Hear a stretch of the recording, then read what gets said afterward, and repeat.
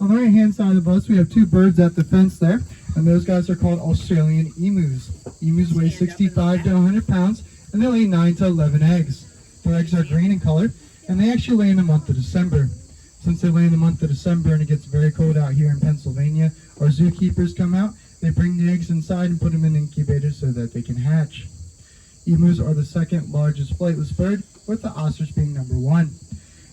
And these guys have a black head and a teal-blue stripe going down their neck, and that's how we distinguish them between our South American rheas, which are the other birds we have out here in the field.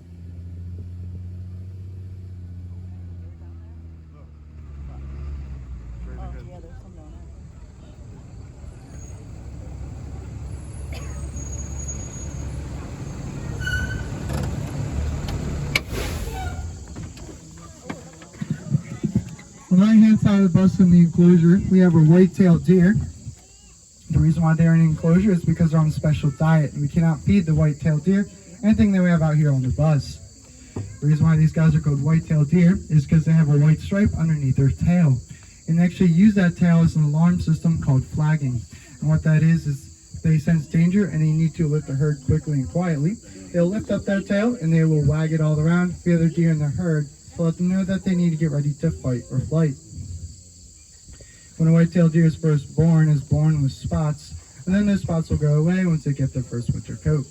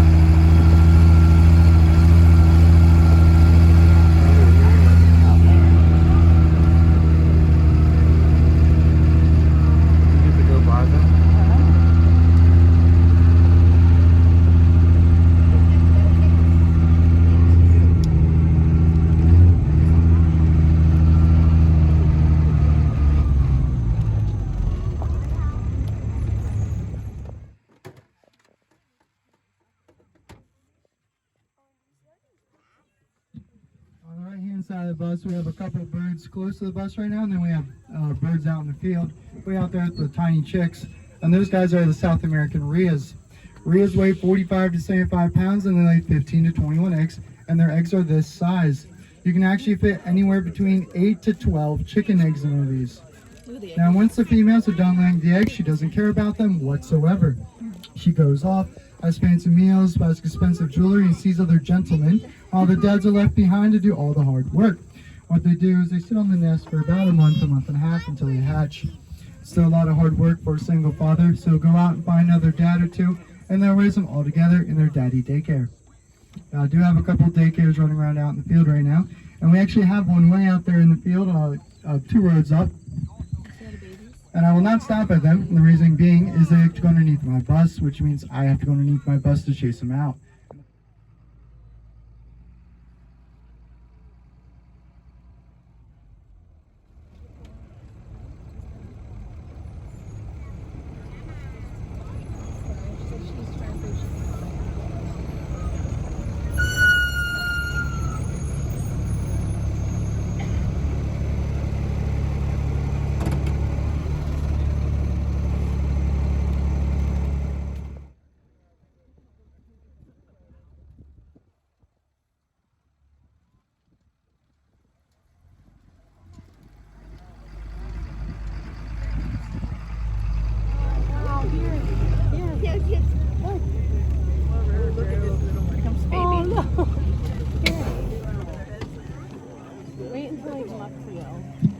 Yeah, the animals on the left-hand side of the bus are called llamas.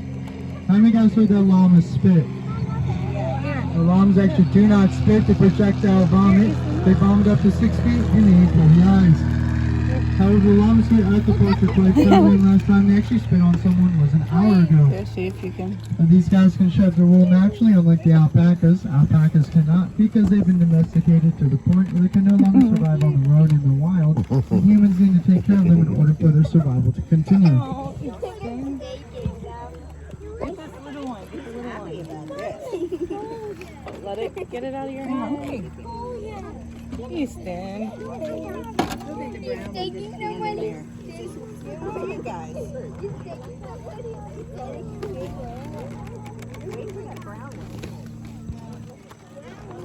Don't feed them all to him. That's enough. Let someone else feed them. You don't want to give them all to the woman.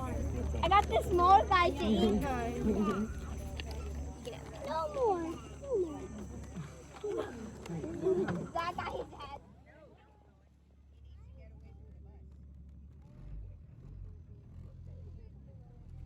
Why is so many people throwing that?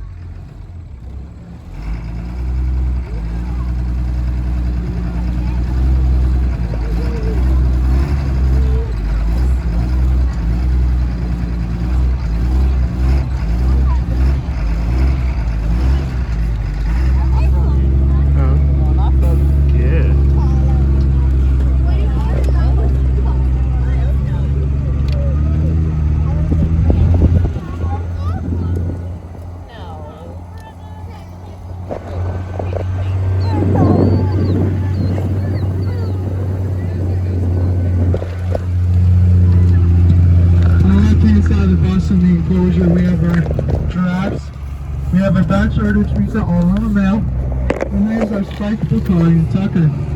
When the giraffe is first born, is born 6 feet tall, born full grown, that's 20 feet tall, we have 4,000 pounds, comes up to 18 inches long. The cattle here at the park are female, and they breed with the other cattle, such as our Watusi and our Texas Longhorn.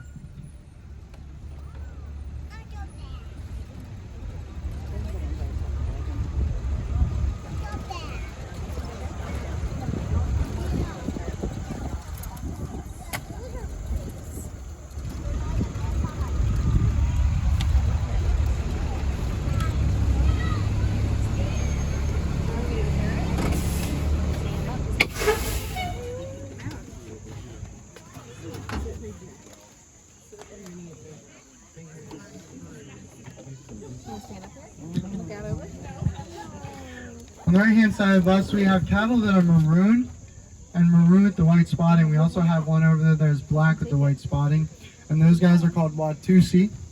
Watusi cattle come from Africa, and they're named after the Watusi tribe. The Watusi tribe consider these animals sacred to the point they actually call them the royal ox. The Watusi warriors put these cattle through a ceremony, and what they do is they take an arrow and they shoot it into the jugular vein. Once they have shot it into the jugular vein, they then would take the blood and they extract it, mix it with milk, and drink it before they go into battle. If there's any blood left over, the tribal women would come along and they make blood pudding for everyone to consume. After the ceremony has concluded, they then would put mud over the wound and it would heal. Watusi horns can get 6 feet in length and 17 inches in diameter. And our biggest Watusi is currently standing over there. He's the one that was facing away from us with the really big, wide, curvy horns, and his name is the Punisher. The reason why his name is the Punisher is because he has a skull birthmark on his forehead.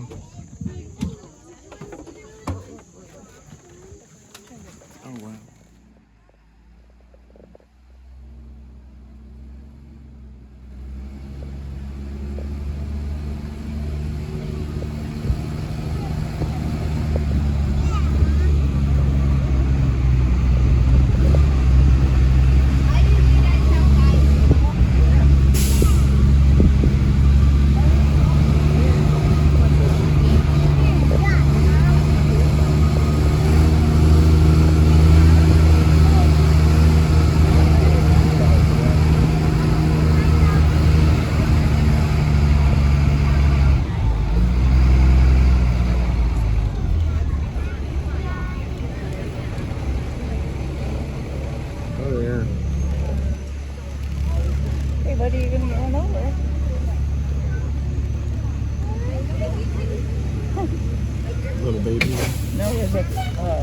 cattle right here, and he's about to run over the tail and doesn't care.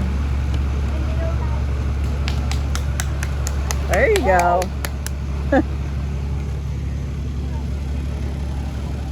He's sitting there, he's like trying to get it to move.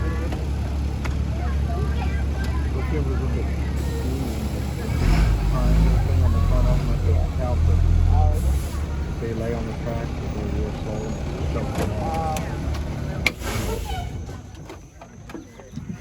On the right hand side of the bus we have these two animals that look like zebra donkey things, and they are a zebra donkey hybrid and they're called Z-donks. And here at Lake Tobias we like to say that all animals have a purpose, but these guys have absolutely no purpose in life whatsoever. When they are born sterile, which means that they cannot have any children. They also have the aggressiveness of a zebra and the stubbornness of a donkey. And these guys have a hobby, and what they like to do is they like to stare at trees all day long until they are hungry and thirsty. They go out, grab something to eat and drink, and go back staring at trees. What? There's a bison right here. Oh wow, look at him.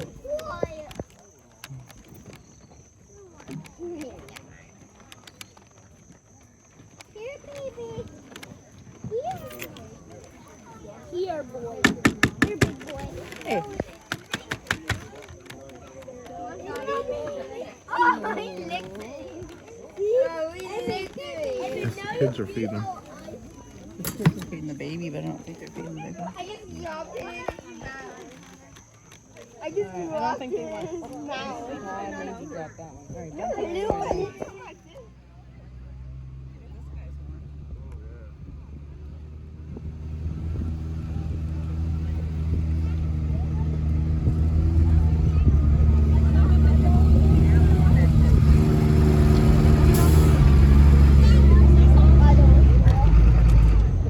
Some big ones.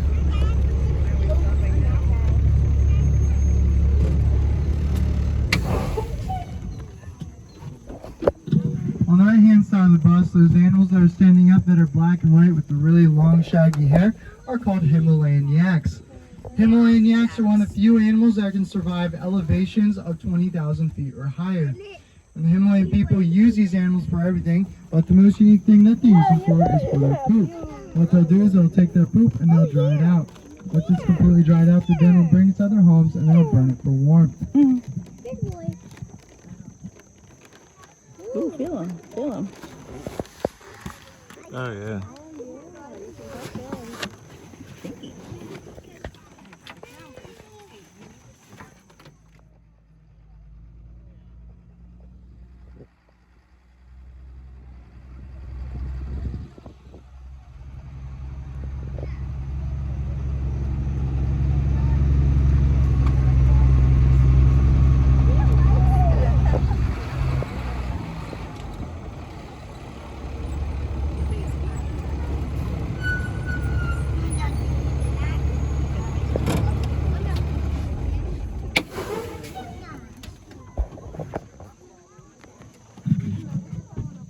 We have a couple of animals on the right hand side of the bus, but the first one I'm going to talk about is way out there. He is orange and white with the really big horns. That is called a Texas Longhorn. Texas Longhorns do not come from the United States. They actually came from Spain in 1541 with an explorer named Coronado. Coronado brought these cattle in and around the United States, and when he left the U.S. to go back to Spain, he left those cattle there.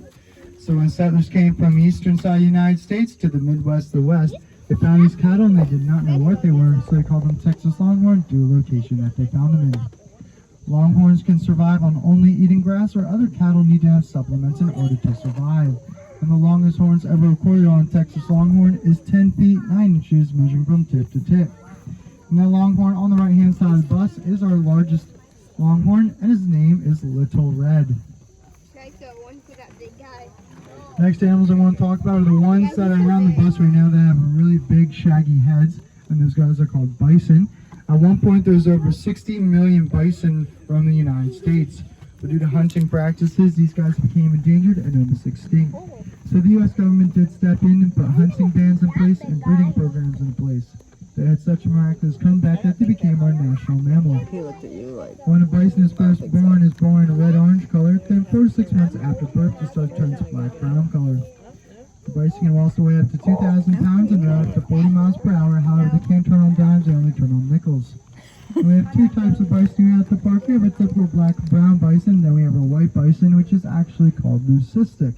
And what leucistic is that they have white pigmented skin with greenish bluish eyes. That's different than albinoism. Albinoism is they have no pigmentation. Their eyes are a pink red color, unfortunately cause some mental and physical disabilities. Our biggest bison here at the park is a leucistic bison. He is on the left-hand side of the bus towards the back. He has one with a giant orange head, and his name is Big Daddy. The reason why his name is Big Daddy is because he weighs approximately 23 to 2,400 pounds. A leucistic bison birth in the wild is very rare. It happens 1 in every 10 million births.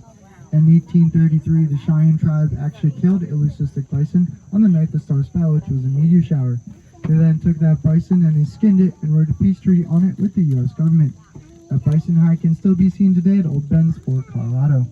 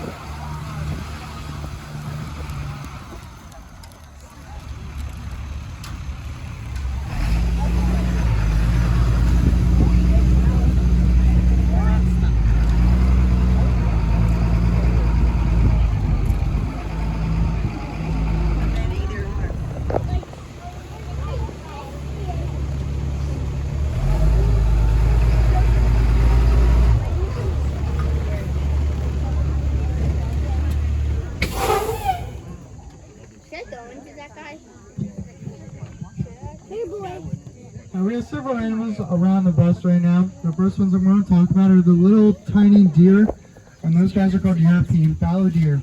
Fallow deer have a unique antler called a palm antler, and the reason why it's called a palm antler is because it looks like the palm of your hand. These antlers are actually measured by the width of an antler instead of by the points. European fallow deer actually have a unique characteristic about them, where the coat color that you see on them will be the same coat color that they have for the rest of their lives. So if they have spots, they'll keep those spots unlike the white-tailed deer. If they are black and brown, they'll stay black and brown. If they're tan, they will remain tan. After the rut season is over, which is their breeding season in November, the males and females will separate themselves completely into an all-male and all-female herd. Then the females that are pregnant will give birth to those fawns, and they'll raise those fawns until they're old enough and mature enough to be integrated with the male herd. They'll become one big herd once again until after November, then the cycle will repeat itself. The next animals I'm going to talk about are the deer that are up at the bus right now getting fed, the larger ones. And these guys are called elk. Elk weigh 700 to 1,000 pounds, and they stand 5 feet tall, measuring from the shoulders. The males are called elk bull, and they have antlers, and the females are called elk cow. They do not have antlers. Now the bulls will go through a breeding season in September called rut.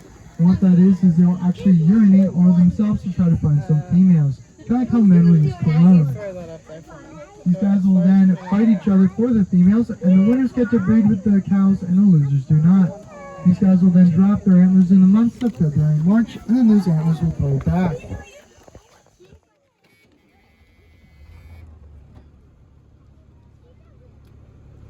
Like one more. Come on, let's go. Good girl. Good girl. He's definitely not coming to talk. My God.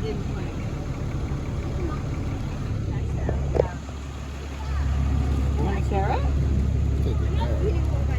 There you go. I see a baby.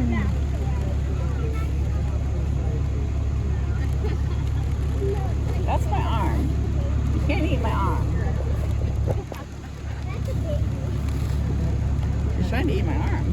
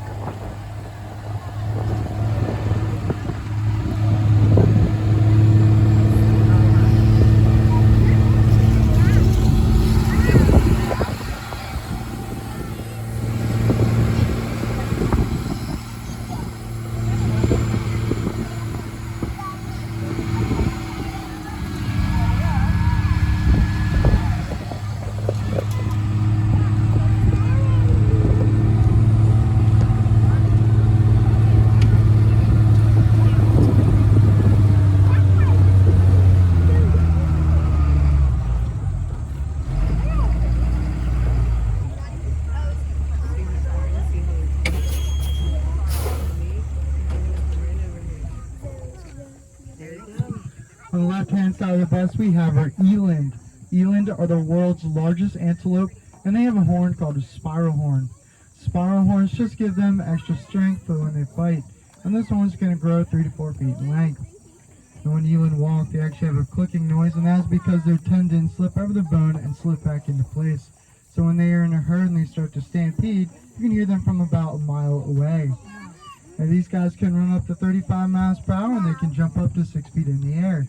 And when they sense danger, they'll actually bark to one another to let them know that they need to get ready to fight or flight. See that one showing its teeth? Where? That one right there. Can they come back? So he's smiling.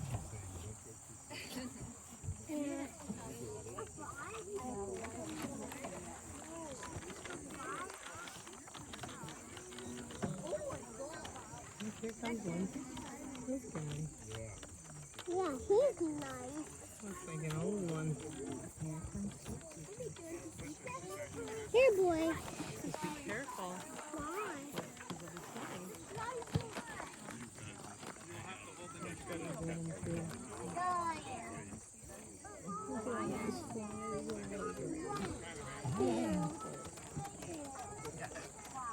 Oh, baby.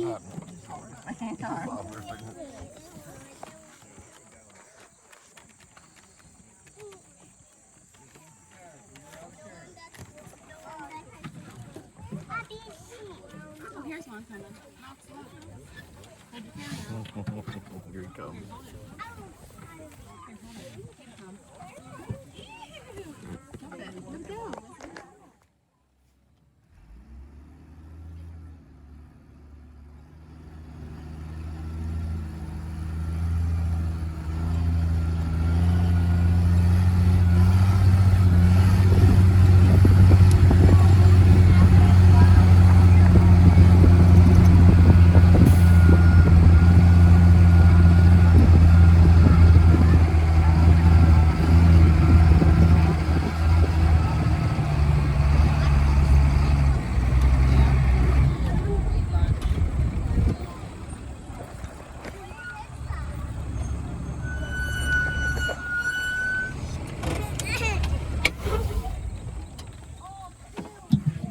Lake Tobias was founded by J.R. Tobias.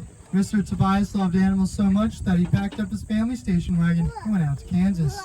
While he was out in Kansas, he bought a couple of animals. He bought a baby bison, a coyote, a deer, 2 bobcats, 2 badgers, 2 foxes, and 2 raccoons. They came back to Pennsylvania and put the animals on his farm. His neighbors came out and they visited the animals, and they loved it so much that he opened up Lake Tobias in 1965. He ran the park until his unfortunate death in 1996. In 2010, his eldest child passed away. Lake Tobias is still ran by the Tobias family with the 6 remaining children and 1 of the 17 grandchildren.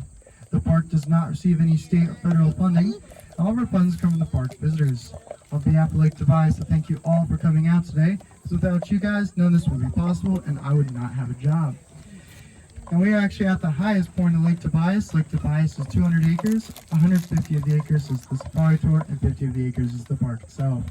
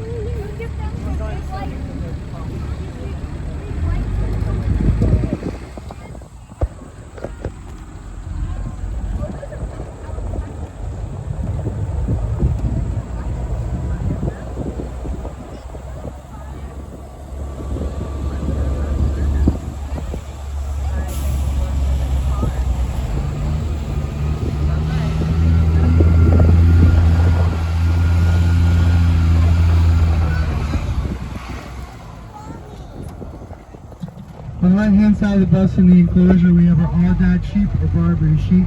They come from the Barbary Islands of Africa. And due to hunting practices, these guys are endangered and almost extinct. They can go long periods of time without consuming any water, and they actually do not have wool, they have hair. It will be kind of hard to see them because they do blend into the ridge side.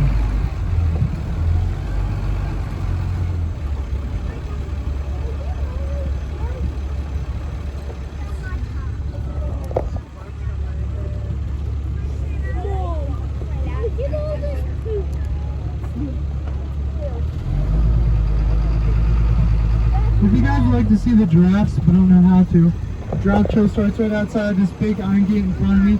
Don't follow that trail until you see signs pointing up the hill for the giraffes. Our next giraffe feeding is at 1 o'clock and 4 o'clock, and the current time right now is 11:45. If you have food left over and like to use that food, you may use it at the petting zoo. We also have hand sanitizers located right outside the safari station poles. So that's it. This does conclude our tour here for today at Lake Tobias. I hope you enjoyed it and have a great rest of your day.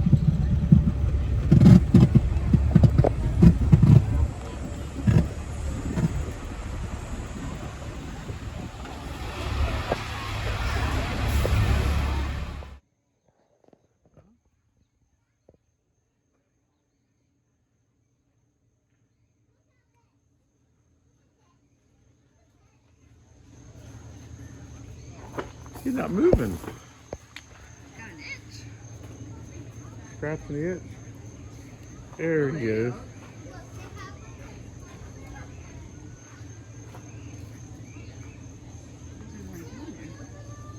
Is there another one? Yeah, there's one over there. Oh, yeah. It's like in the stone.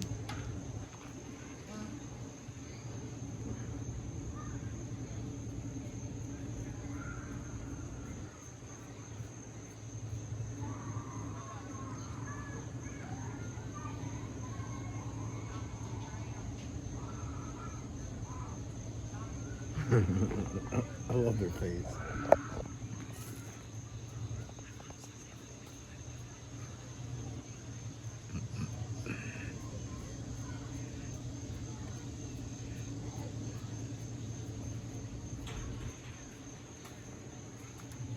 That one looks like Sasquatch. Yeah. Little miniature Sasquatch. You're kind of boring. You just sit there. Come on, monkey, do a dance for us. Swing. Anything. There we go.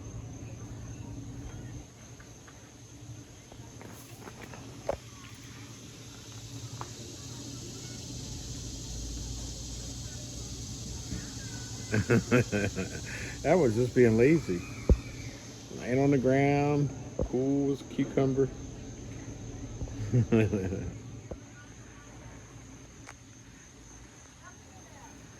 Uh-oh. Fight.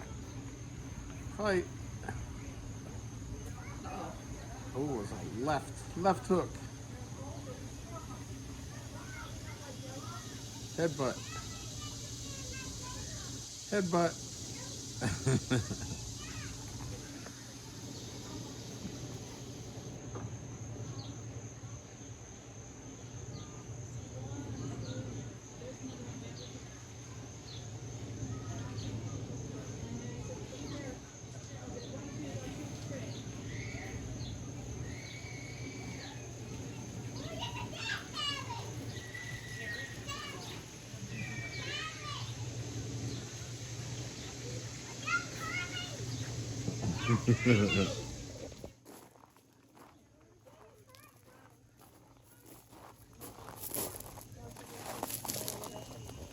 You're eating like a pig, aren't you? Look at that. You're eating like a big pot-belly pig. Not a very big fish. Yeah. All right, one more, and we're moving on. There you go, Mr. Piggy Pig. All right.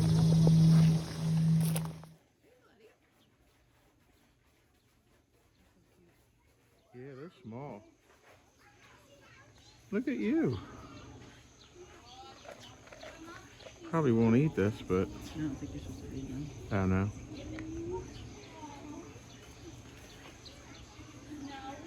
Yeah, I can't give you nothing to eat. Just have to find some bugs. Use some bugs somewhere around there.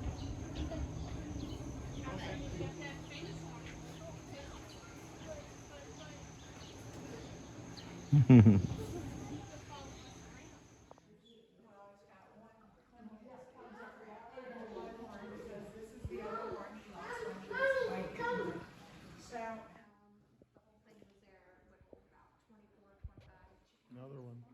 So they have multiple eggs and multiple. No, I'm just comparison. The first thing you guys can see is that head. Velma's head is very large and boxy. And she has a very short neck, so she can't reach out far in front of herself. But our common snapping turtles have a much smaller head with a much longer neck, so they can strike out for food, but they can also reach that head around to clean off any part of their shell. Speaking of that shell, our common snapping turtles do have a very smooth shell, but you can see Velma here has these three very dark, very deep ridges running down their back. That's actually where we think they get their name, because when they swim around in water, they kind of do resemble an alligator. Now the last difference, and arguably the most noticeable, is going to be Velma's size. Our common snapping turtles we have around here have a record size of around 75 pounds, where an average is closer to 40 pounds. Velma here is already way past that. She's about 92 pounds right now, and she's not done growing. She has the potential to reach an average of 150 pounds, with record sizes being close to 250 pounds. So if a little appendage that wheels around and kind of looks like a worm. So a fish or a frog or another underwater animal will see this, swim right in the thumber's mouth, and she can simply slam her mouth shut, and she has herself lunch. Now that jaw is said to be one of the strongest in the animal kingdom, coming in at about 1,000 pounds of pressure per square inch. So in any case, Nicole is very careful when she puts her hands, because I can take off all 4 fingers in one quick bite. Now the last thing about Velma is her age. We've had her for about 14 years, but we're not quite sure how old she was when she came to get us. But in captivity, we do know they can reach around 75 years of age.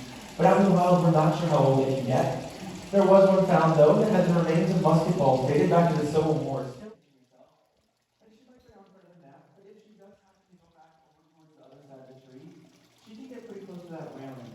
We ask that you guys don't reach out and try to touch her, and ask that you don't let her reach out to touch you. She has a very long reach. Hi. You may have come to the wrong building today. There's lots of snakes in here. Now, before we talk about them, though, I'm wondering, is there a very brave child volunteer out in the audience? I need somebody that's going to be so brave, they're not going to be afraid. So, all right, come on up on this big step here. Have you ever held a snake before? All right, well, there's a first time for everything, so today you're going to hold a snake with me. You're going to turn and face the audience, put your hands out nice and flat. You got him? All right. Now, if he starts to squirm a little bit too much for you and makes you a little nervous, just yell snake and we'll watch people run out those doors, okay? Okay. Connor is holding Monty, and Monty is our African ball python. They get the name ball python because if Monty was scared or nervous, he would curl his body into a very tight little ball and tuck his head into the center to protect himself. Pythons are found throughout Africa, Asia, and Australia. The ball python's a pretty small type. They reach an average of 4 or 5 feet. There are much longer snakes, though. The record is held by the reticulated python found throughout Southeast Asia. There was one that reached a record length of 33 feet long. To give you a little perspective, that snake would be about the length of this entire glass wall right here in front of you. Now coming down our center aisle, Ian is bringing another type of snake. He has Midori, and Midori is a boa constrictor. Boas come from Central and South America. They don't grow as large as pythons. The record for them is about 18 feet, but anything over 10 is considered a pretty good size boa. Pythons and boas are not venomous, so no fangs or venom to subdue their prey. They're what we call constrictors. What this means is when they're hungry, they'll latch a hold of prey with little teeth just to hang on, quickly and tightly wrap their bodies around the animal, and squeeze tighter and tighter. They're not actually suffocating the prey, they're cutting off the blood flow to the animal's brain, subduing it much faster. Then they're going to swallow the animal entirely whole, and usually with the head going. Little porcupine.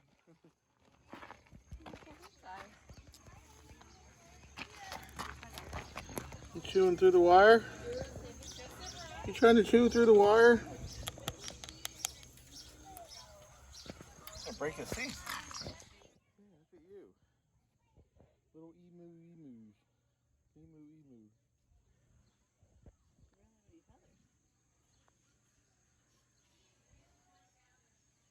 You guys only pay for what you get, right?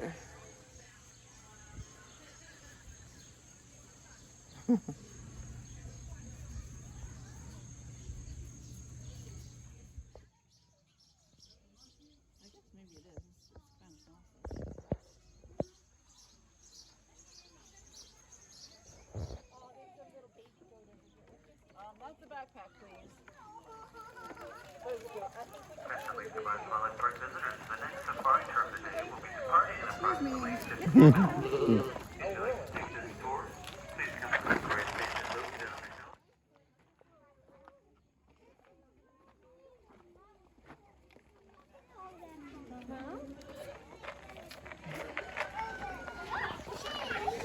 Yeah. It's right in front of your head. It's right there on the pole. You guys must be blind, huh? The goats ain't blind. These goats aren't blind, are you?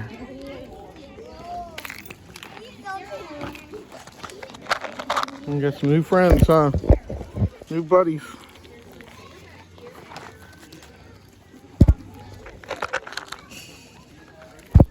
Got some new buds. Nothing wrong with that baby right there.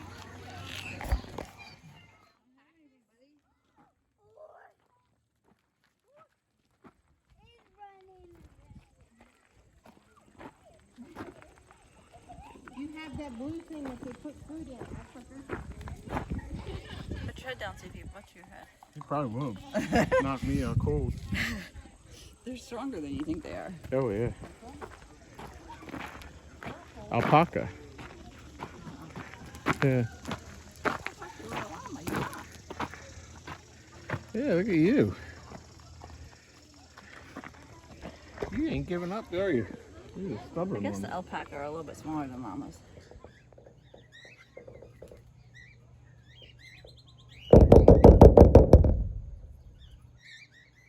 You gotta get you flying. Oh, yeah?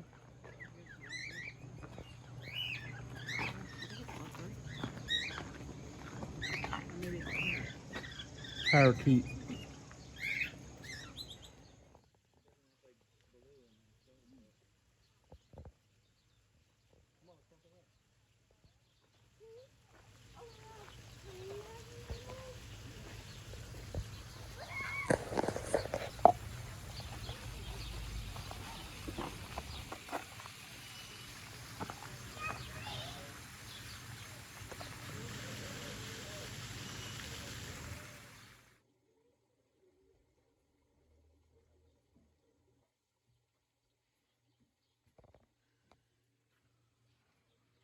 It's too bad they're not closer. It's too bad they're not closer.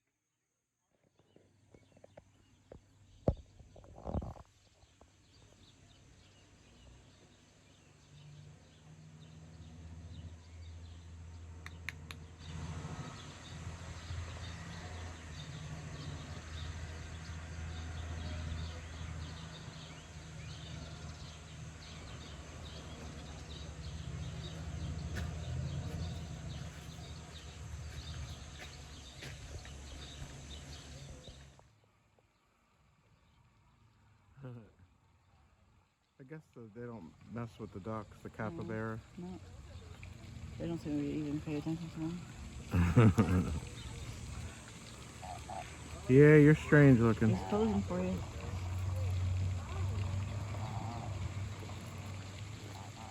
Like a big gerbil. Mm-hmm. What a pretty dress.